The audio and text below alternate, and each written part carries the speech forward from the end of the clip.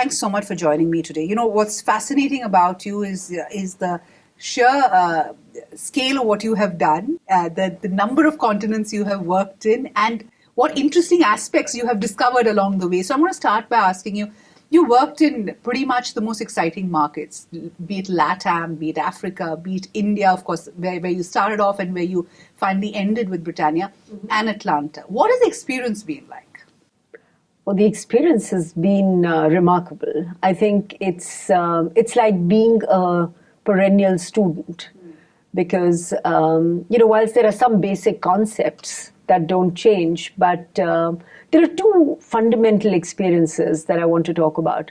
One is your professional work experience, and the second is the experience of just being in different cultures, seeing different people, traveling across different continents, how people live. So, there's a parallel education that happens. So I learned more about history and culture and art, primarily because I lived and, worked in, 6 countries across 5 continents, and was also fortunate enough to travel to, at least 70 other countries. I have a little book where every time I go to a new country, I actually make a note because, I just consider myself very fortunate.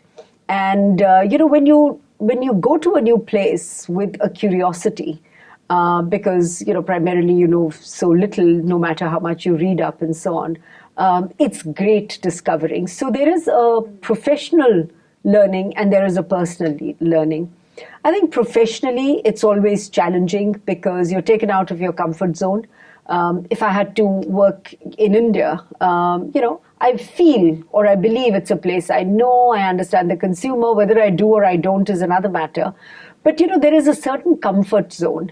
When as an Indian, I first went and worked in the UK in the mid-80s as a marketing person, and I was the first person from Cadbury's to go and work in marketing in the UK. And it was very different. Their go-to-market was very different. Here, there wasn't anything which was the equivalent of a kirana wala. Though even there, thanks to the Indians who came there from East Africa, they had set up these CTNs, the confectionery, tobacco and newsagents. So you learn about how things happen in different markets. You learn about consumers, you learn about customers, you learn about, competitors, how the same competitor that you are used to seeing in one country is operating, in fairly significant ways in other countries. So I think there is a professional challenge which takes you out of your comfort zone. There is another professional challenge, which is, you're the new kid on the block. And in a sense, you are the minority. I remember when, Cadbury first asked me to go to South Africa, my first question was, I'm neither black nor white, so how do I fit? And, they were really smart. They said, that's exactly why you fit. And I see the point. Yeah, but to take a pause over there, when you actually ventured out, and for the record, your first job was at Walters. You launched Rasna as a brand in the Indian market. It's a brand that we all grew up with, right? Yeah. And then you moved out. At that point, apart from banking, I don't know whether there were many Indians who were ready to take their bag and move out and try out new experiences, especially women. Now it's far more common. At that time, were you one of the outliers in that sense? I was definitely a big outlier at that time, especially in marketing. There were people who moved out in manufacturing and so on. But certainly in FMCG marketing, there weren't also that many women in FMCG marketing. So it was, it was new, it was different. So my first experience outside of India was in the UK, when I went there as a senior brand manager and launched the first aerated chocolate that Cadbury's did called Whisper. And it's wonderful. I go back and when I see Whisper still on the shelves, it's a great feeling. And after which you went to Africa, then you went to Latin America. Well, in different jobs, because with Cadbury and then with Coca-Cola. And then you went to Atlanta, which is the Coca-Cola headquarters. That's right. What were the learnings? I know it's a very sweeping kind of a question, but what are the 2-3 things that you remember about that period? Well, there were, as I said, there were several learnings. I think and this is in no order of priority. I think the first learning is when you go to a new place, you have to listen more than you speak. because you have to understand, everything else around you is new. So I think I became a better listener, though I don't consider myself a good listener even now, but I became a better listener. I think the second thing which is very clear is that it is your work that speaks for itself and therefore enables you to establish your credibility. Because again, as I said, at that time, today it's very commonplace for large multinationals to move people from one, continent to another. At that time, it was still fairly rare. So the other thing is, you've got to listen, you've got to observe, you've got to really contribute. That is the way, at least I built up, whatever credibility I built up. I think the third thing is that, you don't have to, you have to just be authentic and be yourself. My experience always was that if I felt strongly about something, which even if it went against the grain of what most other people were thinking about, I never held myself back, because to me, I think that's being genuine, that's being authentic, that's operating with integrity. But you have to be smart enough to pick and choose how you say, what you say, and so on. The third learning is that, whilst many things are the same, many things are also different. So you cannot take anything for granted. And it also actually challenges a lot of your mental models. Mental models are great because they help us to simplify life. But mental models are not great when, you don't have to go looking for answers, but it's about observation, it's about inference, it's about learning. And the other thing about learning is you have to first learn how to unlearn before you can learn. So those things make a very big difference. And then, the biggest thing is, how can you actually work in multiple cultures and still be part of the team? I think there are two valuable lessons I learned. And those were the power of collaboration and teamwork. I think in India, and this has been borne out not just by experience, but also by, some academic work that has recently been done. We are great individual thinkers, but we are terrible at teamwork. So I learned the power of collaboration, the power of teamwork, and, how you can play different roles whilst making the team effective. One of the other things that stands out is that you always were okay getting out of your comfort zone. A lot of people are extremely bright, but they have a tendency to fall back on comfort zones in areas that they are comfortable with. Even today, I think, most people would say that, hey, I know the trajectory here, I know which way I'm going to go, I'm going to stay here. That's not something that you've ever done. I hate comfort zones. I hate a box and I hate comfort zones. So, when people say, let's think out of the box, my question is, but I'm not even seeing a box. So, no, I personally, it's worked in my case. I have always learned when I've taken myself out of my comfort zone. Because in your comfort zone, you feel that you know everything. And I'm a very experiential learner. And therefore, for me to learn, I need to be, it has to be a new challenge. The challenge could be a new geography. It could be a new assignment. It could be a different sector. It could be, many, many things. But I think it's the challenge and being out of the comfort zone that at least gets me all excited. And I learn experientially. There are two related questions to that, Vinita. The first is that a lot has changed over the years, and now many people have international careers. Would you tell and advise people that it's a great idea to go out and experience new cultures, new markets, because it really adds up in the long run? What would your advice be? Oh, my advice certainly would be that you have to go out and experience the world. I think increasingly we keep talking about a global world. What is a global world? I think a global world is one where, apart from many other things, as individuals, we feel confident enough, comfortable enough to walk in and out of different cultures, knowing and understanding and respecting diversity where we ought to respect diversity, but also bringing about collaboration, consensus, teamwork, all of the things I talked about. So I do believe, I think it's going to be almost like a critical competency if we are talking about leaders of the future. And it doesn't matter whether you are operating a business out of India or out of Argentina. If your business is global, then it stands to reason that you have to have a global perspective. Otherwise, you can't be in the global marketplace. Do you think Indians have a tendency to be inward looking? And is that a problem? I'm not sure if that tendency is any more or any less than a lot of other cultures. For example, I have seen the US is the biggest melting pot that I've been in. But, even there, it's not as though Indians stick together. The Tamilians stick together and the Andhrites stick together and the Bengalis have their association and so on.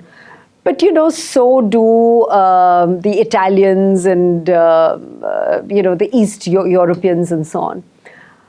I don't think it's a question of sticking together with your community or your ethnic group. I think there's also a certain joy that comes out of that. I think it is the acceptance of, I am Punjabi, but I'm also Indian, but I'm also a citizen of the world. And I think it is that acceptance which, which if you open yourself up and you say, I'm going to really, experience everything that is different about the world. Because, the one wonderful thing about, traveling is that you just get to see so much. And, I think in one life, there's a lot that we can experience. And, even if we absorb a little bit of it, it's a fabulous Absolutely. Life. I'm going to ask you 2-3 questions on the industry, that's FMCG, before I move on to other things. And what's also interesting is that you worked in some of the most legendary marketeers. Cadbury's and Coca-Cola are legendary companies. They've been around for a long time. They've been market leaders and innovated and stayed ahead. What's made them stay ahead? What is the DNA that you, as a marketeer, has noticed, and what you brought into Britannia? I think, what are the learnings from that? Yeah, I think you said it very well, Minnie. I've been very fortunate to work on several iconic brands, whether these be global iconic brands or a brand like Britannia, which is a very iconic brand in India. There is one thread, I think, that runs through each of these brands. I'm sure there are many as I'm thinking about it. And that one thread is, authenticity. I think these are brands who know what they stand for. These are brands who have, in very simple ways, in a sense, defined their DNA. They've defined their purpose. And in a lot of these instances, that purpose goes beyond simply the product experience. Of course, the products are fabulous. That's another thing that distinguishes each of these brands. Product superiority or the delivery of a consistently superior experience is what has differentiated a lot of these brands. I think what these brands have also done is that it's not about the brand. The brand is the business and the business is the brand. So, it is not that, this is my brand and this is my business. The brand and the business are intertwined. And I think all successful brands operate on this assumption that there is no business without a brand and there is no brand without a consumer. The third thing that each of these companies have done, so first I said is they understand their DNA very well. They look at the brand as a business. The third thing is that they have this insatiable curiosity to find out about who the consumer is. Why are people buying my brand and not somebody else's brand? It's not about, how people's lives fit into your brand, but how your brand fits into people's lives. It's about, asking the question which says, how do I make myself more relevant, more differentiated, and forever contemporary? And, Coke, Cadbury's, Britannia in India, these are brands that have been around for 80 to 150 years. And I think what makes them tick is being true to the DNA, and also, I think very, very important, creating a go-to-market system that is very consistent with building the business of the brand. So it's really the left and right brain, so to say. It's the art of creating a brand and the science of creating the structures that keep the brand together. But I've covered many sectors, Vinita, but what I've always found fascinating about FMCG is that because you're consumer facing, you take a lot of effort to understand the consumer and go out there. So the whole go-to market has a different meaning. And I read somewhere the fact that, after you left Britannia, one of the biggest changes was you didn't go to places and check out what the shelf was looking like, because you're intrinsically used to doing that, right? Mm-hmm. I still love to go and look at the shelves, but I've also begun to look at, a lot, many more things than just shelves. But I think that is where, P&G has a word where they say the moment of truth. The moment of truth is when your brand comes into contact with your consumer, and I'm standing there and saying, okay, do I choose brand A or brand B? And, what determines my preference? And there are a whole host of things. I think if more and more companies or businesses, whether you're selling an idea, a product, a concept, or a service, I think if we all just simply accepted one fact, and that is we would be nobody without a consumer, a reader, a viewer, then I think we would have more discussions about consumers and customers in the boardroom. What has fascinated me is, and I grew up, as a brand marketing person, it was Rasna, and then it was Cadbury's, and then it was Coke, and then, I don't think I've grown out of being a brand manager, because I think intrinsically that's what I connect with. But what I find quite strange is that the paucity of the use of the word consumer and customer in boardrooms. We talk about competitor, and we talk about regulation, and we talk about, environment and accounting standards and governance. And I think all of that is critical. But where is the customer in the boardroom? So in the boardroom, since you're on so many boards, what's the perspective you get? Because you've got such a great set of influences and knowledge of different markets and different aspects. What is the perspective you think you bring? I think the perspective I bring really is so weird. There's one particular board where there's great excitement about, developing a new product which is based on the science and so on and so forth. And then the question is, but, what is the customer going to, how easy is it for the customer to use? How easy it is for the customer to understand? Because it's not just the product, but it's also a whole ecosystem that surrounds it and so on. So I think what I attempt to bring to the boardroom is really the voice of the consumer, the voice of the customer. I think I also tend to bring in the boardroom pragmatism. It's because at the end of the day, it's great to talk about strategy and so on, but somebody's going to figure out how do we go from the idea or the concept to how it's actually going to work. And I think the other thing is just a very practical understanding of, employees as people. This comes to my next question. This is what I was moving towards. And strategy. Okay. I would like to. Don't forget that. Put that in. That's very critical. Yeah. And, in that strategy, one of the things I've learned is, it's really forcing management and the board to make choices. We don't make enough choices. We feel that I can do this, and by the way, I can do a little bit of that as well. And there are two things I've learned about strategy. I think if you can really get into a thing of saying, how do we make the tough choices?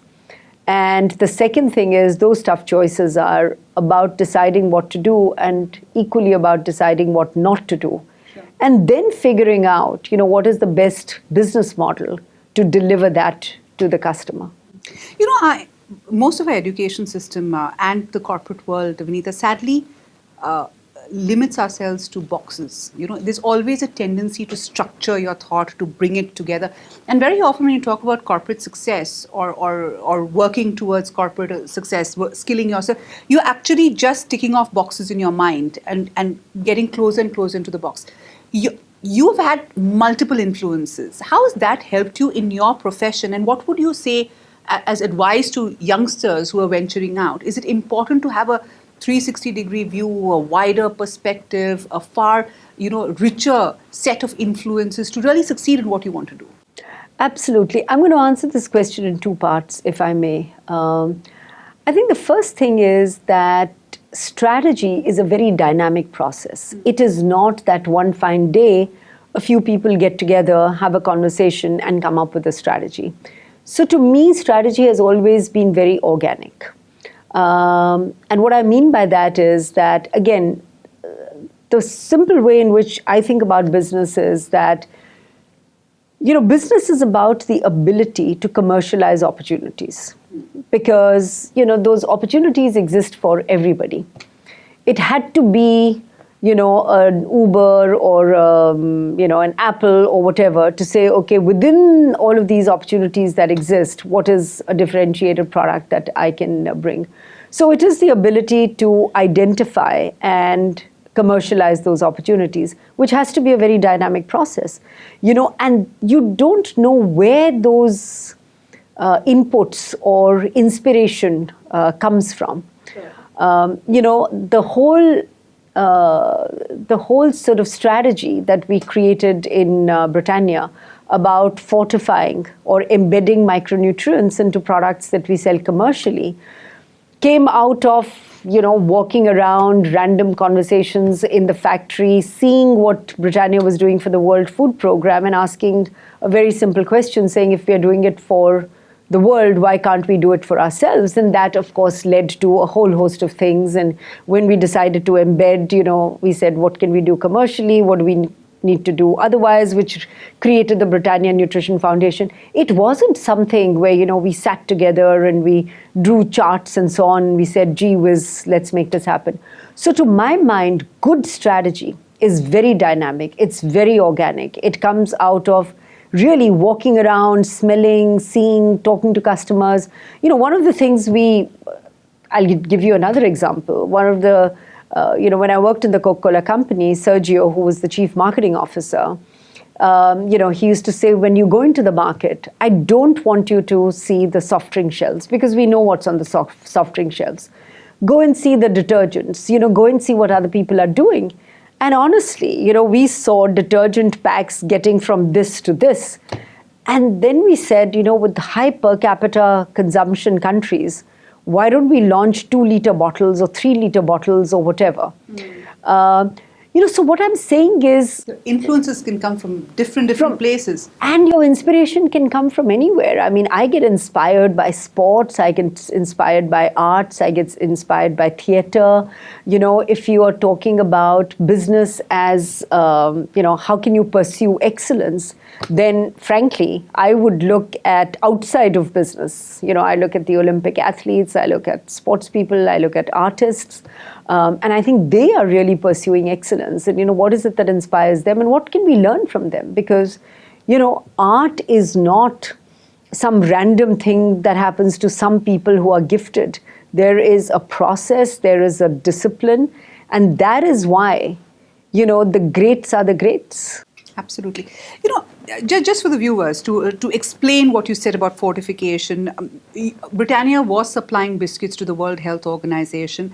And one of the pieces that you worked with the Global Alliance for Nutrition is really to fortify these biscuits with nutrients. Mm-hmm. And the first thing that you did was the Tiger biscuits, mm-hmm. one of the biggest brands. Yeah. Eventually, this became a huge campaign for you personally, Vinita, because now you are heading GAIN globally, and you're part of the team that the UN has put together to get nutrition. Yeah. I mean, that's a phenomenal leap, from being a CEO of a company to really having the passion and the ability to lead a campaign like that. What has that journey been like, and what are your learnings from that? Again, that's been a very it's been a very fascinating journey. And again, it's very organic. As I said, I was just walking around the factory. I saw big cartons which said World Food Program. And, when I inquired, I was told these are biscuits Britannia makes for the WFP. And these are the first packets that are, distributed to people when there is a natural calamity or anything else where food can't reach them. So it was that germination of an idea then. And as it happened, GAIN, which is the Global Alliance for Improved Nutrition, was created in 2002. It actually was coming to India in 2006, 2007. And one of the things that GAIN works on is, amongst the many other areas to address to eliminate or eradicate malnutrition, one of the easiest to do is large-scale food fortification, which, for example, we've seen with salt and iodine in India. And that's when we started working with GAIN. And again, that was very organic. So, they worked with us because the thing is, when you add iron to a food product, iron has a metallic taste. So, we did about 6 months of R&D, tested those products for bioavailability of iron, then went and did studies with children, baseline studies, randomized control trials, really to see the efficacy of what we were doing. And of course, it worked. Iodine and salt has worked, and vitamin A and D fortification around the world has worked in, things like milk and flour and so on and so forth. So that was the big aha. And we said, you know what? Biscuit, everybody loves. I mean, there is a 94% household penetration of biscuits, not Britannia biscuits, but any biscuit. And if we could use biscuit as the carrier of micronutrients in a country which is so deprived of micronutrients, in addition to macros, it would be great. Now we are talking about CSR and so on. To my mind, frankly, it's as simple as corporate responsibility. Because if I can take a social issue and embed it into my business model, then I am creating longevity for the solution. For the brand also. And for the brand. And, there are so many wonderful positive case studies from around the world where we've seen it work. So, so that's what then got us excited. And then we embedded micronutrients into bread, and we put it into a whole host. I mean, you were able to, to get a competitive edge, to perhaps, price it right. I mean, did you manage to load on to that?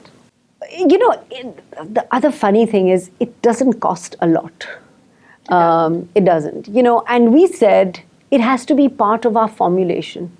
Because if I'm saying that this is relative to a lot of other snacks, a healthier way to snack, then I'm putting a whole host of other healthy ingredients into it. Micronutrients, which is vitamins and minerals that we need, are an essential part of our food pyramid. So, put them into the products that we sell. And, I wish more and more people would do that, frankly. Now, with GAIN, your mandate is much larger. I think you're looking at the world, and the numbers are very, very scary. Half the world population is malnourished in some way or the other. Yeah. What's the mandate, and where do you see this journey taking you, really? I'm just about taking over as the chairperson for GAIN globally. It's a very big mandate, and if you see what differentiates GAIN from other organizations that work in that space is, GAIN was created as a global alliance. And there are some 2 or 3 very unique features in that. Like Gavi, Gavi is the Global Alliance for Vaccinations and Immunization. A global alliance actually recognizes that there are multiple stakeholders that have to come together to find solutions to problems that may seem very intractable at one level. And that alliance is an alliance of civil society, governments, NGOs, development agencies, corporates. So by definition, an alliance has to get all the stakeholders on the table. And we need to get away from this mental model, this very narrow mindset which says if you're corporate, then all you're interested in is making money, and you don't really care about development or social issues. I do believe that, in the world that we are living in, I don't think corporates can ignore social issues. And I don't think social issues can ignore corporates. I think if we were to say that if we are all, to a smaller or a lesser degree, part of the problem, we all have to be part of the solution.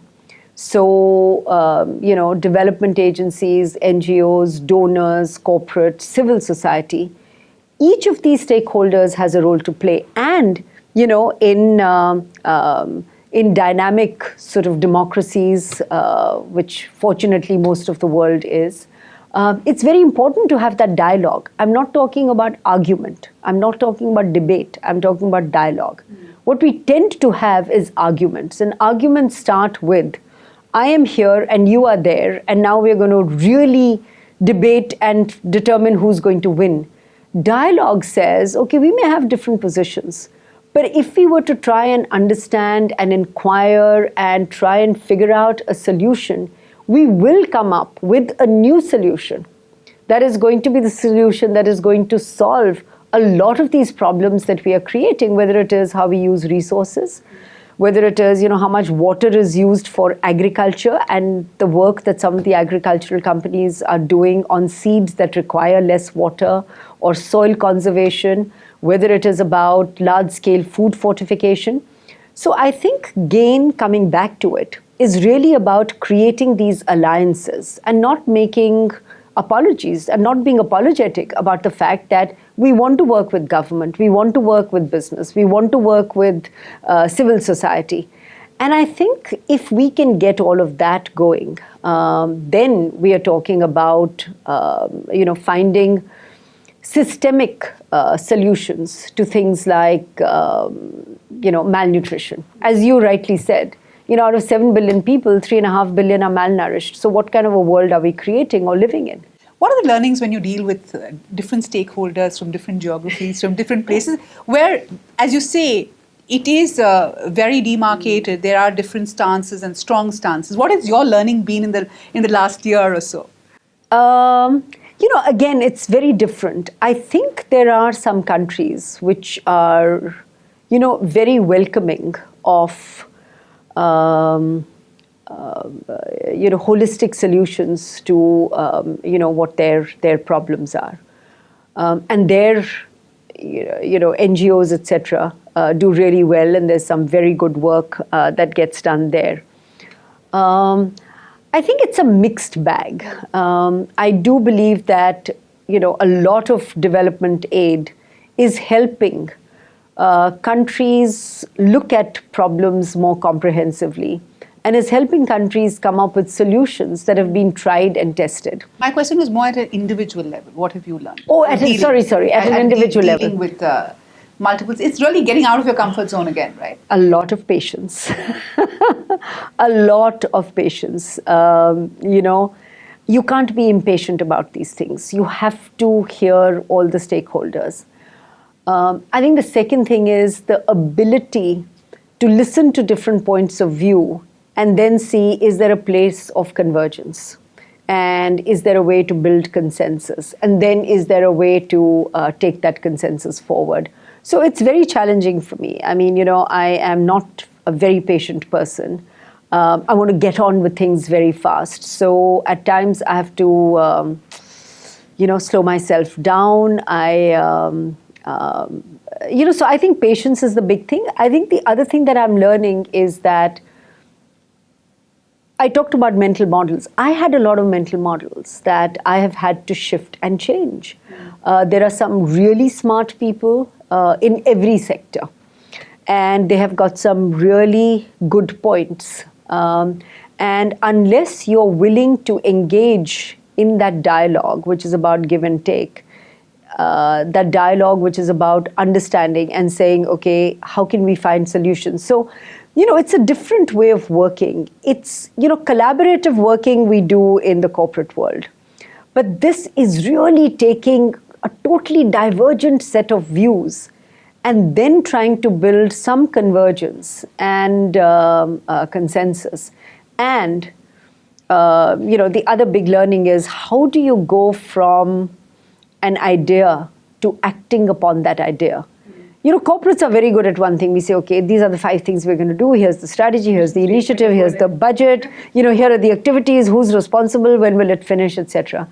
These are very different. Also, let's not forget the people who we are trying to impact. We have to make what we are doing relevant to them and their way of living. And oftentimes we have to go there and say, you know, you've been doing this in this particular way. We want you to do it differently. And you know, that whole thing of information, communication, education, how do you make it relevant to them in their environment? Absolutely.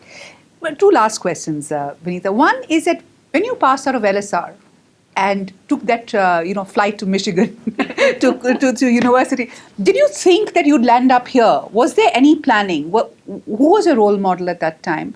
And what, if you look back, in hindsight, you always have far better perspective. What got you here, you think?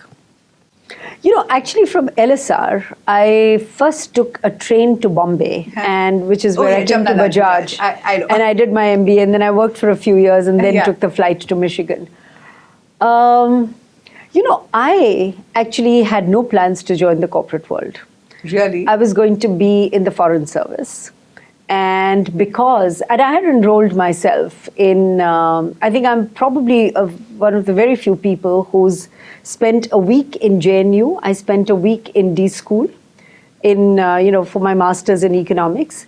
And then I had written the the entrance exam for management. Okay, management. No, I had to do my master's because, you know, only then could I have written Why did you do all of this? Were you confused about what you wanted to do? No, I just wanted to do a master's to be able to finish the master's and then sit for the Foreign Service exam. So, but I loved economics and I said, okay, I could do management too. And so economics was okay, let me try JNU, let me try D School. And then I got into IIM Calcutta and I got into Bajaj.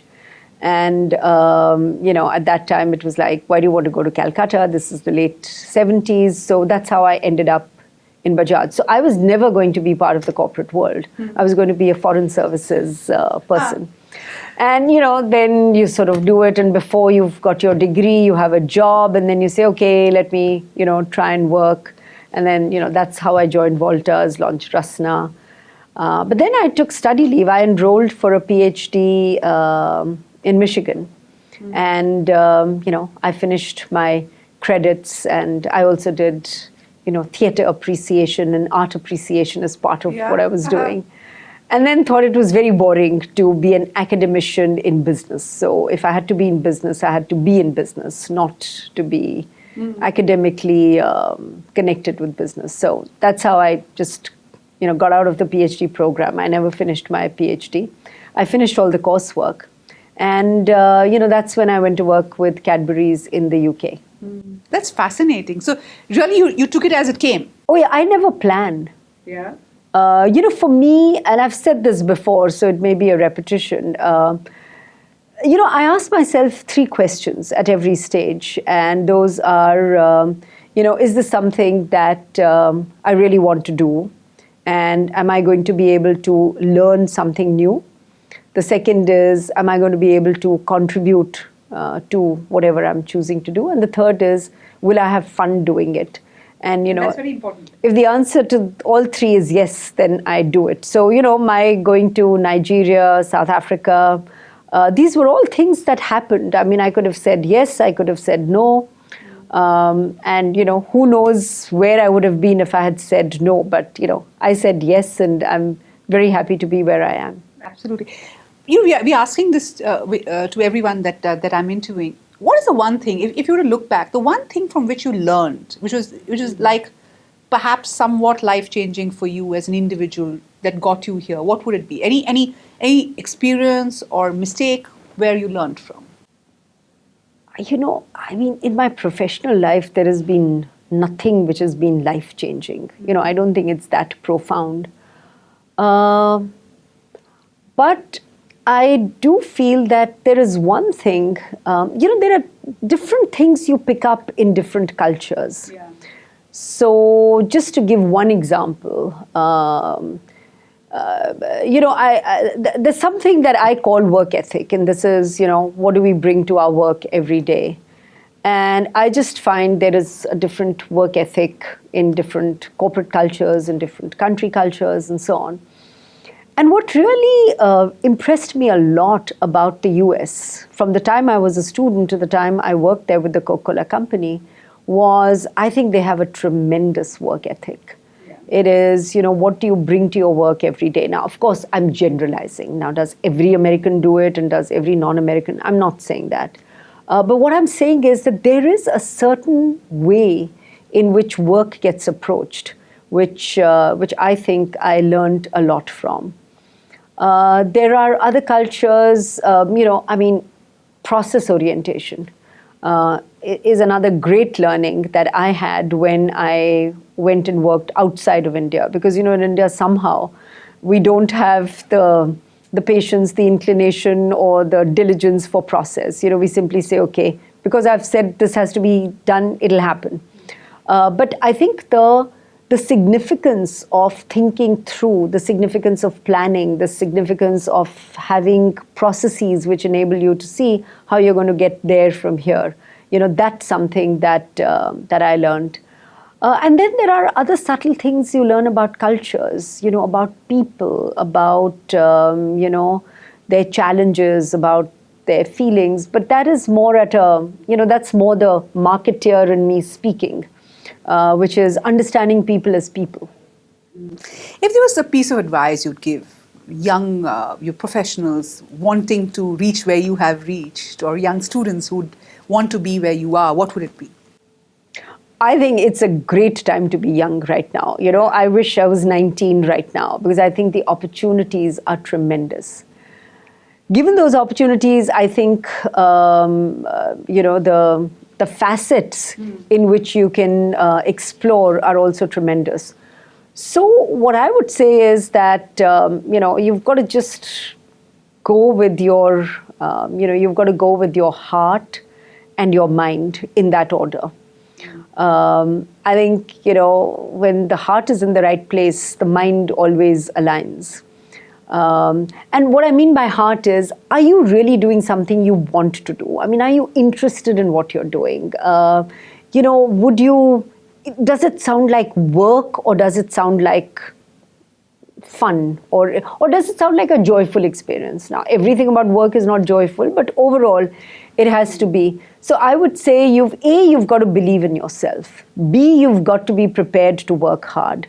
C, you've got to choose something that you really care about. Whether it is your own business, whether it is a professional, whether it is working in an NGO, whatever you want to do. It has to be something that you deeply care about. And the fourth thing is, really do it with authenticity and integrity. I'm going to use one of your quotes and ask you about it. You said that passion is great, but it also needs to be matched with competence. So saying this is my dream is a starting point. You have to, and I think that also, iterates the importance of being realistic about really working hard, and not just taking the easy way out.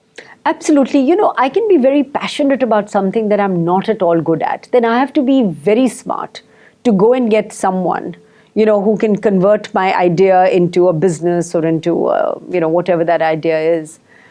But I think, when you're young, you also have to experience the doing.